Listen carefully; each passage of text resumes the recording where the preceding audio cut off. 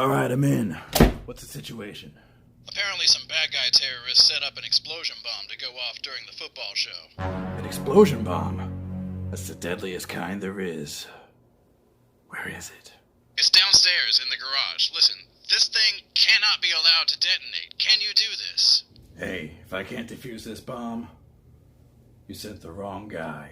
Yeah, I know. Just please be careful in there. Copy that. Hey, are you crawling right now? Like, on the floor? Yeah, what's the problem? You don't have to do that. The bomb is the only dangerous thing in that house. Well, then why'd you tell me to be careful? Because I love you? Aw, love you too, buddy.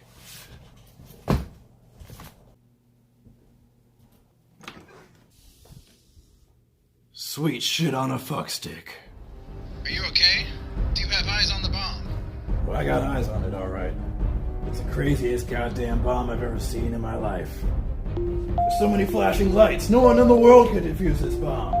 Hey, come on, don't leave me hanging, buddy. There's gotta be something we can do. There's only one guy left to call, and I hope he's listening.